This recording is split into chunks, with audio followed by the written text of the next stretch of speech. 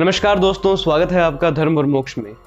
दोस्तों, एक हिंदू होना बहुत बड़ा पाप है। अब आप सोच रहे होंगे कैसे। इन दिनों एक घटना बड़ी चर्चा में आ रही है। ऑक्सफोर्ड यूनिवर्सिटी में एक इंडियन ओरिजिन हिंदू लड़की ने प्रेसिडेंट के लिए चुनाव लड़ा, जिसमें वो जीत गई। मगर ऐसा क्या हुआ कि 5 ही दिन में उसे अपनी पोस्ट से रिजाइन करना पड़ा। पूरी जानकारी के लिए वीडियो को अंत तक देखें। मैं हूँ ऋषि तावनिया और शुरू करते हैं आज की ये बात। दोस्तों, इंग्लैंड को बहुत ही विकसित और जागरूक देश माना जाता है, मगर जो चीज बाहर से अच्छी दिखती है उसका सही में अच्छा होना जरूरी नहीं होता। हर चमकती हुई चीज सोना नहीं होती। दुनिया की जानी मानी इंग्लैंड में स्थित ऑक्सफोर्ड यूनिवर्सिटी में फरवरी में इलेक्शन हुए, जिसमें एक इंडियन ओरिजिन हिंदू लड़की ने प्रेसिडेंट के लिए चुनाव लड़ा, जिसका नाम था रश्मि सामंत, और वो ऑक्सफोर्ड यूनिवर्सिटी में प्रेसिडेंट बनने वाली पहली इंडियन वुमन बनी। मगर उसके जीतने के कुछ समय बाद ही इंटरनेट पर उसके खिलाफ हेट्रेड फैलाना शुरू कर दिया गया।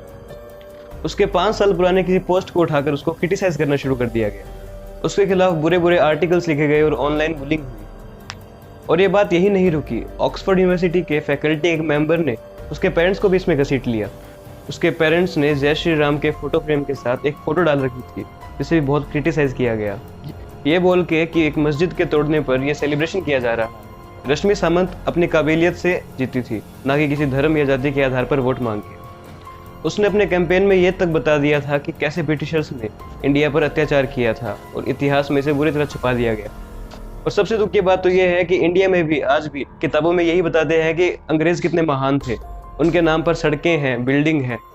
सारी दुनिया जानती है 1943 में इंडिया में 30 लाख लोग भूख से मरे थे। कारण ये बताया गया कि नेचुरल डिजास्टर था।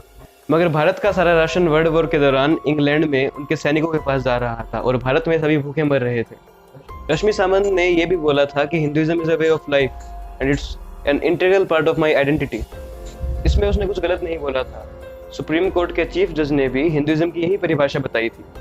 तो इस लड़की जो अपने घर की पहली बच्ची थी, जो बाहर फॉरेन पढ़ने गई थी, उसको इतना बुली क्यों किया गया, उसके खिलाफ इतना हेटेड क्यों फैलाया गया?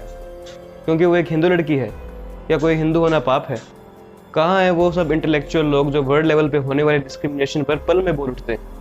क्या वो सिर्फ तभी बोलते हैं जब ये केस किसी क्रिश्चियन या मुस्लिम लड़की के साथ हो?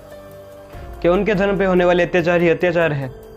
जिस लड़की के पूरे परिवार को इसमें घसीट लिया गया, उसे इतना बुली किया गया, तो क्या अब इन सो कॉल्ड इन्फ्लुएंसर से एक ट्वीट भी नहीं हुआ उनके सपोर्ट में? जब इसने अपनी पोस्ट से रिजाइन कर लिया, तब तो किसी का ट्वीट या कमेंट नहीं है कि more power to you girl. और जोमेटो वाले केस में भी, जिसमें यह भी नहीं पता कि लड़की सही है या गलत, उसके कुछ ही दिन में 60,000 फॉलोवर बढ़ गए।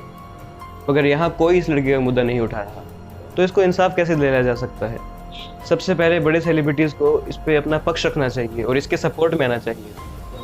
और दूसरी बात, जिन्होंने इतना हेटेड फैलाया उन पे सख्त कार्रवाई की जानी चाहिए। और ऑक्सफोर्ड यूनिवर्सिटी के फैकल्टी और एडमिनिस्ट्रेशन को इस पे सख्त कदम उठाने चाहिए। दोस्तों, आप भी अपनी तरफ से पूरी कोशिश करिए कि उसे इंसाफ मिले, ताकि आगे किसी भी व्यक्ति के साथ दोबारा ऐसा ना हो।